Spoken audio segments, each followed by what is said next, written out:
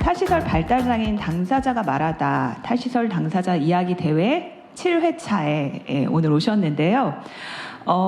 현재 한국에는 약 1,500여 개의 장애인 거주시설이 있다고 합니다. 그곳에 2만 9천여 명, 3만 명에 가까운 사람들이 장애인들이 살고 있는데요. 그 중에 80%가 누구다? 네, 발달 장애인이라고 해요. 그리고 그 중에서도 20세에서 40세 사이의 발달 장애인들이 대부분을 차지하고 있다고 하는데요. 이 숫자가 의미하는 바가 무엇일까요? 네, 맞습니다. 학교를 다닐 때까지는 어떻게 해서든 지역사회에서 살아가던 분들도 성인기에서 우리 사회가 살아갈 수 있는 환경을 만들어주고 있지 않기 때문에 시설로 들어가게 되는 경우가 많다는 뜻인데요. 작년부터 장애인 거주시설 이용자 부모회라고 하는 곳에서 그리고 장애인 복지시설 협회가 탈시설을 반대하는 목소리를 높이고 있는 상황입니다. 또 전 국민의힘 이준석 당대표와 또 이종성 국민의힘 의원이 시설 부모회를 공개 간담회 자리로 초대해서 탈시설 정책과 사례를 왜곡하는 목소리를 내면서 이 흐름에 힘을 싣고 있는데요.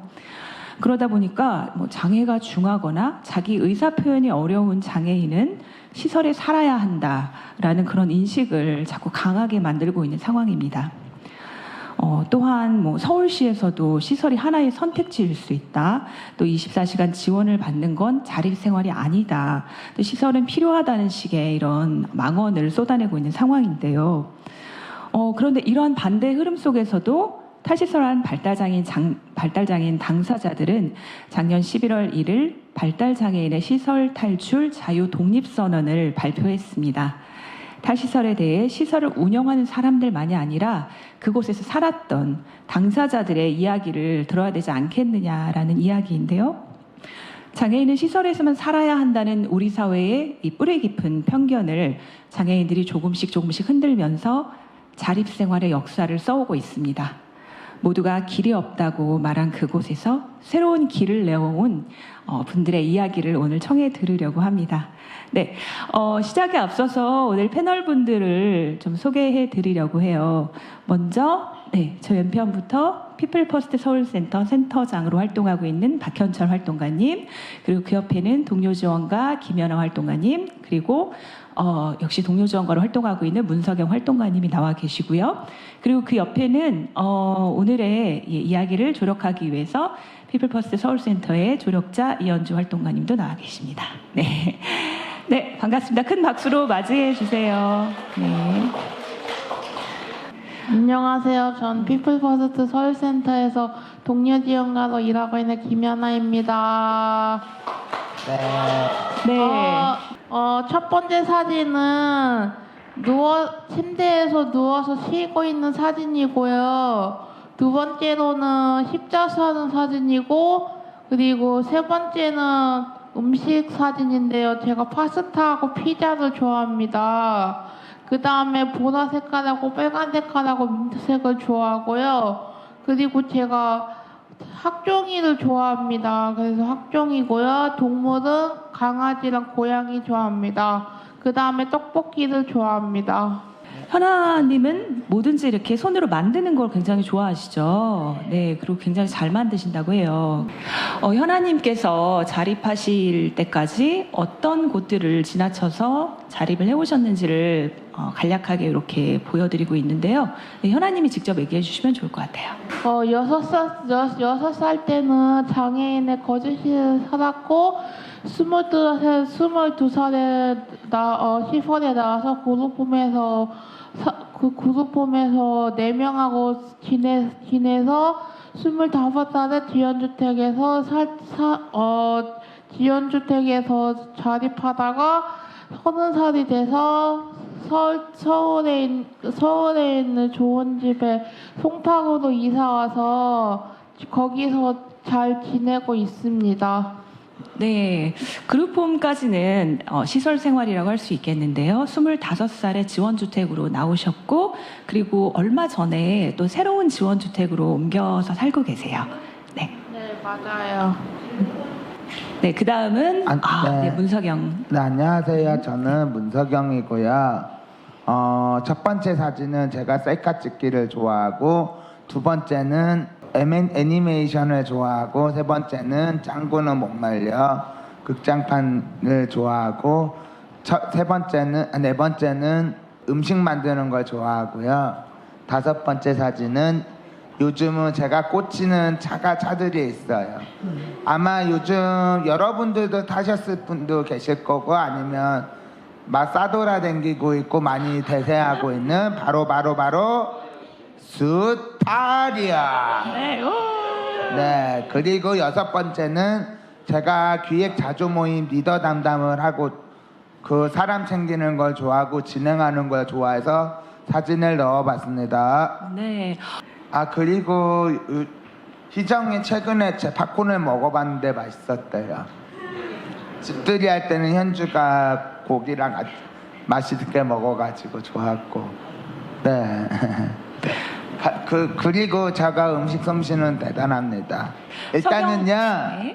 이제 제가 1992년 11월에 암사대여론에서 살다가요, 2017년 5월 15일까지 살다가 16일에 나와서 자립주택에서 살았고, 자립주택에서 살다가 2023년 8월 7일까지 살다가 올해 8월 8일에 송파구에 있는 지원주택으로 이사 갔습니다. 네, 석영은 어떤 일들을 기억할 때 날짜를 굉장히 정확하게 집어서 이야기를 해주세요. 석영은 한 시설에서 암사재활원이라는 시설에서 오래 사셨고, 그리고 자립주택 생활도 좀 길었네요. 한 6년 이상 자립주택 생활을 하셨고요. 네. 네, 그리고 2023년 8월 7일 얼마 되지 않았습니다. 네, 얼마 전에 드디어 지원주택으로 나와서 나만의 집을 가지게 되셨는데요. 네, 그 이야기도 조금 이따가 또 들어보도록 하겠습니다. 네. 이게 무슨 사진이죠? 저는 컴퓨터 활동을 좋아해가지고 컴퓨터에 영상을 보거나 게임을 하거나 관람 활동하고 있고, 폰도 컴퓨터 마찬가지로 폰 게임을 하거나 영상을 보고요. 그 컴퓨터 활동 아니어도 부모님 집에 같이 가서 이야기도 하거나 산책하기도 해요. 산책해서. 핸드폰과 컴퓨터는 거의 같은 느낌인데요. 이걸 통해서 인터넷이나 게임을 주로 하시잖아요. 하루에 얼마나 하세요? 2-3시간 정도. 몸이 불편할 때는 아예 안 할 수도 있어요. 폰. 2-3시간만 하신다고요? 2-3시간 넘게 할 수도 있지만 몸이 안 좋으면은 잘 안 해요. 네, 현철님에게는 컴퓨터와 휴대폰이 차지하는 의미가 굉장히 큰데요. 네. 나중에 현철님의 자립생활 이야기를 듣기 위해서 요것도 기억을 해두시면 좋습니다. 현철님은 좀 다르게, 두 분과 다르게 집에서 부모님과 함께 사시다 자립을 하셨죠. 네. 제가 2년 전에 부모님 집에서 살다가 작년 2월부터 이제 제 집을 하나 얻었습니다. 집을 구할 때 좀 복도방에 가서 계약을 맺는데 거슬렸지만요. 부모님과 목도방에 가서 집을 찾아서 계약을 직접 하셨다. 네. 그죠? 그럼 지금은 어디에 살고 계세요? 화곡동이에요. 네. 화곡동에 살고 계시는데 전세다 월세다 이런 주거 형태가 월세입니다. 있잖아요. 일반 주택에 이제 월세로 임대를 해서 살고 계시는 거죠? 네, 알겠습니다. 네. 그러면 저희가 이제 본격적으로 자립 생활에 대한 이야기를 들어갈 거예요. 먼저 자립 전후 이렇게 제목을 붙여봤는데요. 네. 제가 이렇게 질문을 드려볼게요. 여러분, 내가 자립할 수 있다라는 생각은 언제 드셨나요?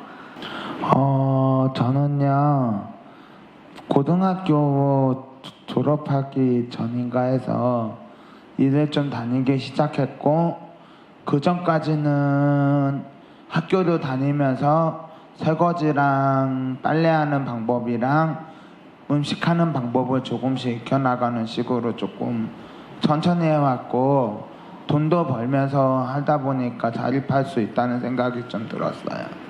그 전부터 자립을 위해서 집안일이라든가 여러 가지 이제 네. 필요한 것들을 연습을 하면서 준비를 해오셨는데 네. 자립을 내가 할 수 있다라는 마음이 딱 든 건 일을 하기 시작하면서부터라는 네. 말씀이네요. 네. 왜 그때 그런 마음이 딱 드셨을까요?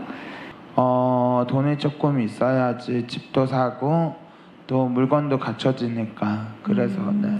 그때는 무슨 일을 하셨어요? 아멕스 주식회사라고 이 화장품 냉장고를 만드는 회사를 일을 했었고요. 대략 1년 6개월 정도 넘게 하다가 너무 힘들어서 그만뒀어요.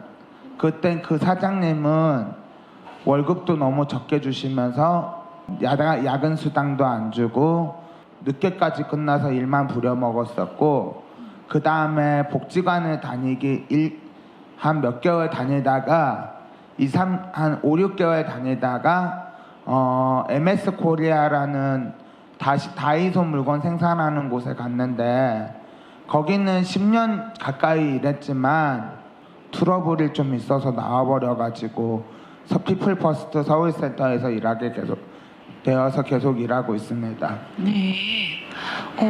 네. 현아님은 언제 내가 자립할 수 있겠다. 예. 그런 생각이 드셨나요? 저도 다 그 작업장에서 일을 시작을 했었는데요. 한 2년 다니다가 너무 힘들어서 월급도 적게 주고 월급도 한 28만 원 정도 받았었나? 그래서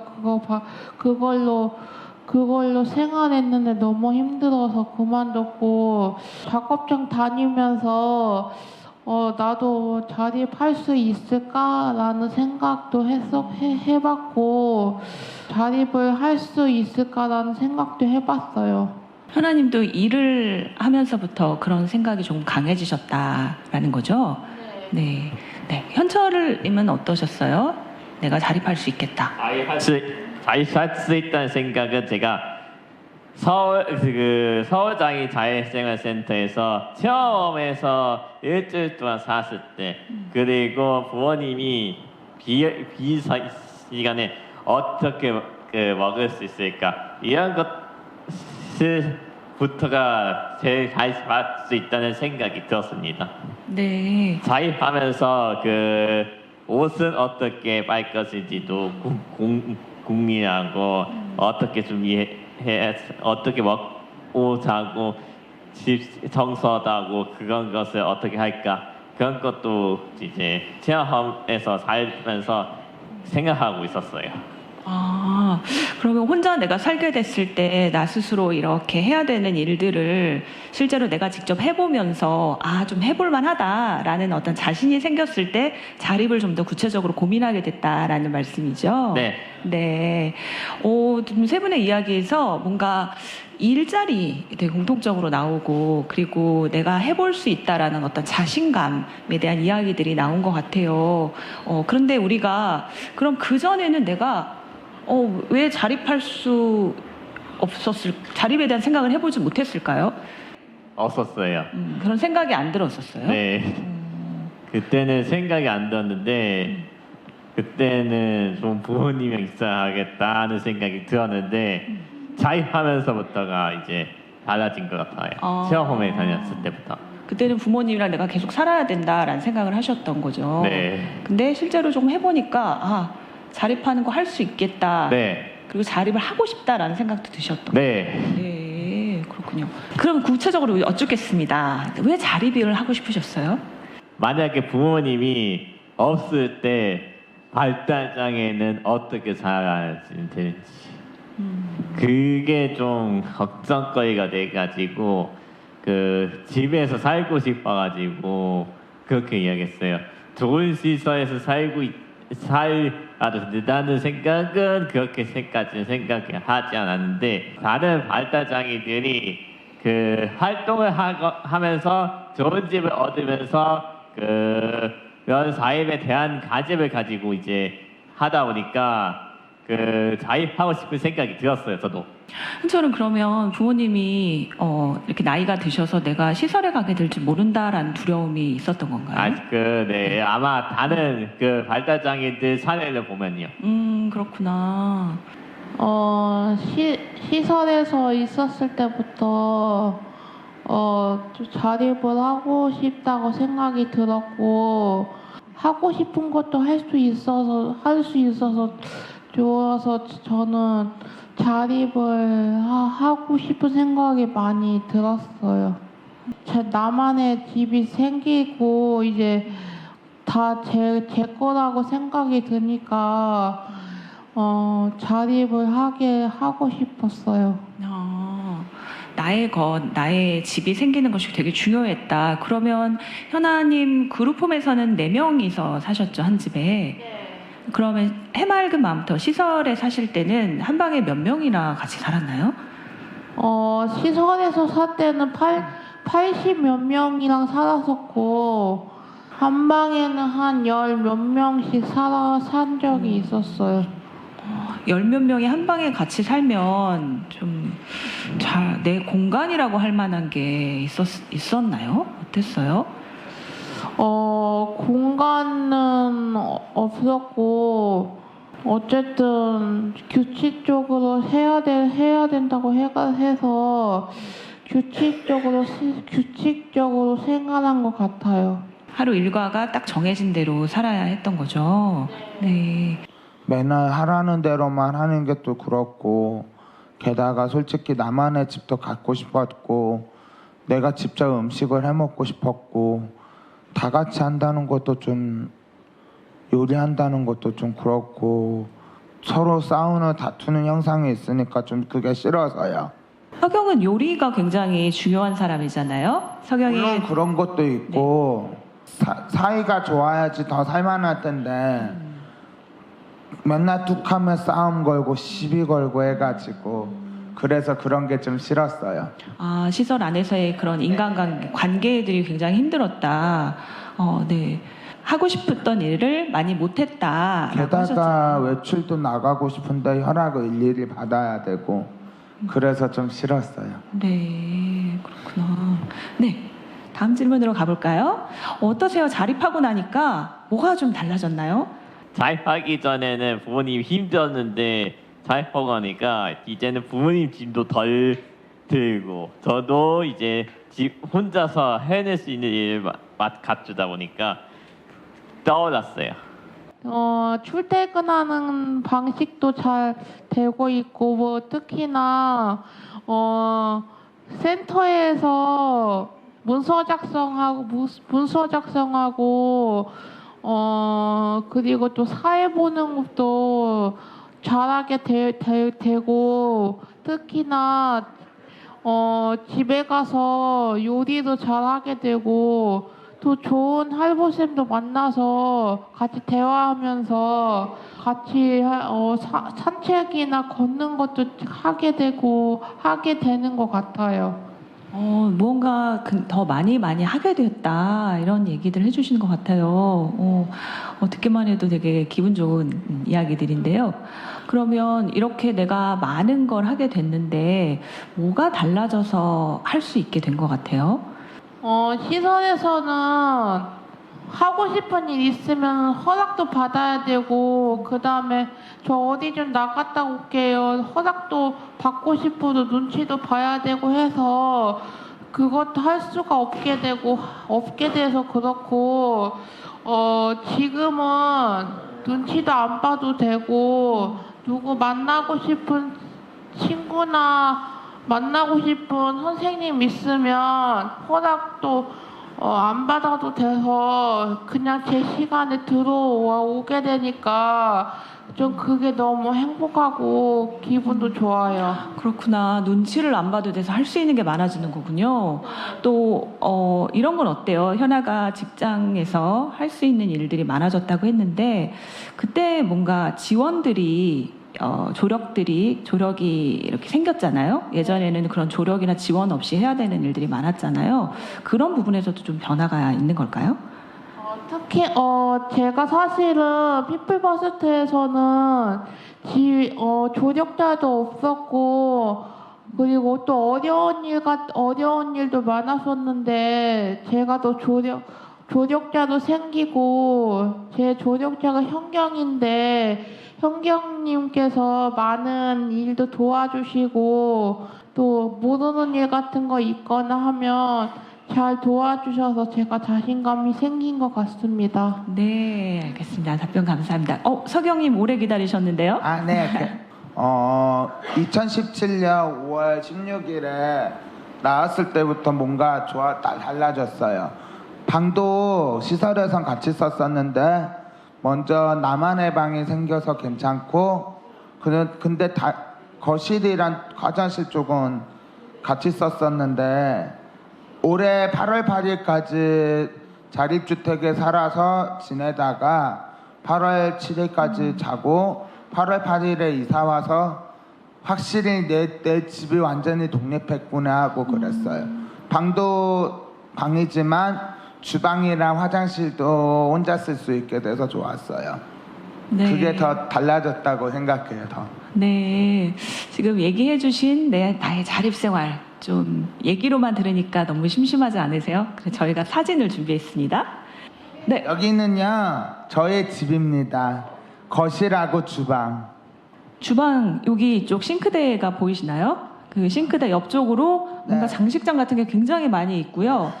잘 보이지는 않지만 아주 많은 것들이 진열되어 있는데요. 이게 다 뭐죠? 피규어 진열장이 있고 하나는 간식장이 있고 그래요. 그리고 네. 하나는 뭐 물건 정리하는 장. 이 왼쪽에 컬러풀한 요것이 바로 서경님의 옷장입니다. 그리고 네. 위에는 화장품 냉장고, 네. 여기는 운동기구 있는 거, 여기 위에 또 토미카 같은 거 올려져 있어요. 네. 화장품 냉장고가 있는 남자입니다. 그 지금 방금 말씀하신 토미카가 왼쪽에 토미카는 자동차 모형들이죠. 토미카 집 건물 모형. 건물 모형이에요. 그것도 수집했어요. 네, 이렇게 자동차들이 줄지어 있고요. 지금 잘 안 보이시겠지만 그 앞에 TV가 있고요. 서경님 이 공간이 생겨서 얼마나 좋은지에 대해서 잠깐 얘기해 주셨는데요. 조금만 네. 더 얘기해 주실 수 있어요? 이 집이 생겨서 이 너무나 집이 더 생겨서 저 완전히 정식으로 독립이 됐다는 생각이 들었어요.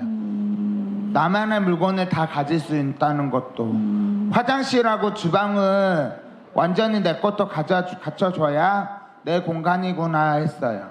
자립주택에서는 주방에는 뭐 그릇도 같이 써야 했고 음식재료 그 냉장고 소분도 해야 됐고 해가지고 빨래 돌리는 시간도 정했어야 했고 해가지고. 네, 그렇게 뭔가 정해진 대로 따르지 않고 내가 시간을 이렇게 만들어서 쓸 수 있게 되었다. 그리고 서경이 이렇게 나만의 집이 생긴 이후에 내 마음이 좀 달라진 것에 대해서도 얘기를 해주셨거든요. 네, 마음이 어떻게 달라지던가요? 우선은요, 보시면은요, 부모님을 원망했어요. 자립 전에는. 그리고 빨간색은 재활원이 솔직히 싫을 때가 조금 있었어요. 부모님은 검정색으로 원망 솔직히 했었고요. 빨간색은 재활원이 좀 싫을 때가 많았어요. 그리고 자유가 부러웠어요, 친구들의. 그리고 자주색은 자립 후에는 자주색에는 자립주택의 기분이었고 지원주택으로 이사가서 더 기분이 좋아졌다는 이렇게 색으로 설명했습니다. 네. 저희가 자립 전과 자립 후의 마음을 색깔로 표현을 해보았는데요. 그럼 우리 이제 현아님의 삶으로 가보겠습니다. 와, 너무 이 사진은 뭐죠, 현아님? 왼쪽 사진? 영화제 때 패널에 나간 거고요. 양한 거고요. 두 번째 사진은 그 국회의사당역에서 발언한 사진입니다. 네. 왼쪽 너무 멋있지 않나요? 포즈 에너지가 느껴지시나요? 현아님의 키워드를 하나 꼽자면 자신감이거든요. 발음을 잘 하셔야 돼요. 자신감 아닙니다. 자신감입니다.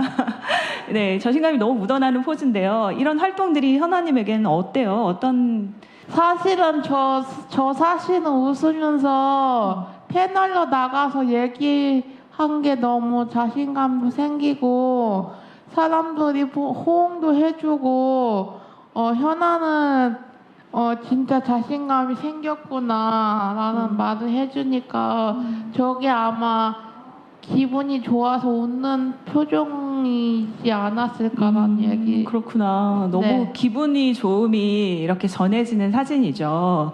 네. 저희 다음 슬라이드. 예. 여기는 어디예요? 저기는 제 방이고요. 여기는 첫 번째는 제 거실이랑 식탁이랑 TV랑 그 다음에 선풍기 거실이고 여기 제 방입니다. 네. 이 공간이 집에서 현아님이 가장 좋아하는 공간이라고 들었는데요. 네. 네. 여기 있으면은 마음이 어떻게 돼요? 편안해지고 너무 좋아요. 자립 전 자립 후 마음은 어떻게 달라졌나요? 이거 갈색은 아직 그 답답한 마음이 들었고 핑크색은 그래도 덜 답답한 거고 주황색은 환한 느낌이고 그 다음에 초록색은 시원하다라는 느낌으로 표현했고요. 또 이거는 대한민국이라는 걸로 표현했어요. 왜냐하면 이제 현아 자립을 했다라는 축하의 마음으로 태극기를 그렸습니다. 거의 독립만세 수준의 기쁨이 있다라는 거죠. 우리 이쯤에서 김연아 독립만세를 한번 같이 외쳐보면 어떨까 싶은데요. 하나, 둘, 셋. 김연아 독립만세! 김연아 만세! 독립만세! 네, 감사합니다. 그러면 그 다음에 이제 현철님 이야기 차례네요. 이 사진. 네. 저는 그 사입하면서 예전에 하곡동에 살았을 때 같이 커피 마실 때 있고요. 집에서는 또 일도 하면 그 재택근무할 때 일도 하면서 그 게임도 그 쉬는 시간에는 집에 있을 시간에는 게임도 하고 있습니다. 네, 사실 현철님 자립하시게 된 그 배경 중에 이 컴퓨터 사용 시간이 좀 특별한 의미가 있지 않나요? 네, 저는 취미니까 그 나의 삶 컴퓨터 뭐 하든지 아니면 산책 가서 좀 마음을 안정시키라든지 그런 활동을 하고 있어요. 네, 방금 취미가 나의 삶이다 이렇게 말씀을 하셨어요. 나는 네. 취미가 삶인 사람이다. 너무 멋있는 말인데요. 그 자립하시기 전에 이제 삶의 나의 취미의 굉장히 중요한 부분이 컴퓨터 사용 시간 때문에 부모님과 약간의 트러블이 있으셨죠. 부모님 집에 있을 때는 방해가 되지 않으려고 좀 네, 그래서 가지고 못해요. 네, 근데 이제 자립하고 나셔서는 원하시는 시간에 쓰실 수 있게 되신 거죠. 알고 있는데 마찬가지로 또 크게 들으면은 또 방해될까봐. 크게 하면 또 방해가 될까? 네. 다른 집에? 아마 다른 집. 네. 그리고 낮에 또 열심히 일을 하셔서 밤에 일찍 잠이 드셔서 뭐 못 쓰신다는 얘기도 해주셨어요. 네. 네. 그리고 여기는 또 현철님의 집인데요. 현철님이 집에서 가장 좋아하는 공간. 야구. 예. 네. 이제 자립하셔서 이제 집을 만드실 때 사실 거의 누구의 도움 없이 좀 현철님이 집을 준비를 하셨어야 됐죠? 네. 저희 가족이랑 다 같이 집 옮기는 것까지 도와줬어요. 네네네. 그러니까 가족들이 도와주셨지만 뭐 저도 집 나갔거든요. 네. 네, 그때. 네. 현철님 자립하셨는데요. 네. 현철님 자립하실 때 뭐 가령 국가나 아니면은 뭐 서울시나 뭐 누가 이렇게 지원해 준 것들이 있나요? 아직은 없습니다. 네. 아무 지원이 없는 거죠. 네. 네. 현철님은 처음 자립했었을 때 집을 구하는 것도 어머님이랑 같이 부동산을 복덕방이라고 하는 곳에 같이 가가지고 구했잖아요. 그 이유가 뭐였죠? 사기. 네, 사기당할까봐. 그래서 굉장히 그게 큰 걱정이셨어요. 요즘 딱 그때 현철님이 그렇게 자립하려고 했었을 때 갑자기 전세가 월세가가 막 올라가지고 너무 비싸져가지고 이 집을 아주 힘들게 얻으셨죠. 네. 몇 주 동안 어머니랑 다니면서. 네. 네, 그러고서 처음 자립을 그렇게 해서 딱 시작했는데 갑자기 센터에 출근하셔서 세탁기가 안 됩니다 라고 하셨잖아요. 네. 그래서 어떻게 해야 될지 모르겠습니다 하면서 어머님한테 연락하셨다고 했잖아요. 네. 그리고 그 다음에는 계속 또 원수가 콸콸콸 나옵니다 라고 할 때마다 어머님한테 연락하는 게 자립이 아닌 것 같은데 하면서 고민하셨잖아요. 네. 그래서 현주가 뭐를 추천해드렸죠? 주거 코치. 맞아요. 주거 코치를 추천해 드렸잖아요. 네. 그래서 처음으로 서비스를 이용하신 게 주거 코치 그 서비스였죠. 네. 현철님은 집에서 가족분이랑 살다가 나오시니까 다른 지원자라든지 다른 서비스를 이용하지 못하셨어요. 그래서 갑자기 불이 안 들어와 그러면 집에 연락해야 되고 갑자기 세탁기가 안 돼 하면 어떻게 연락해야 될지 모르니까 집에 연락하는 상황에 이제 좀 고민하셨죠. 내가 자립하면 부모님의 손을 떠나서 열심히 살아야 되는데 그게 잘 안 된다라고 해가지고 고민 끝에 알아본 서비스가 주거 코치라고 하는 서비스였어요. 그건 어떤 거예요? 내 집안 사이를 도와주는 거? 그래서 지금은 이제 혼자 살기 위한 과정을 그런 서비스를 이용해서 받으시는 거죠? 네. 그게 꼭 필요한가요?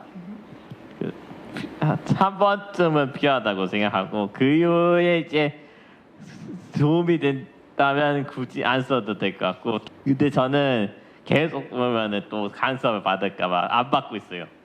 그런 지원 제도가 너무 필요할 때가 있는 거죠.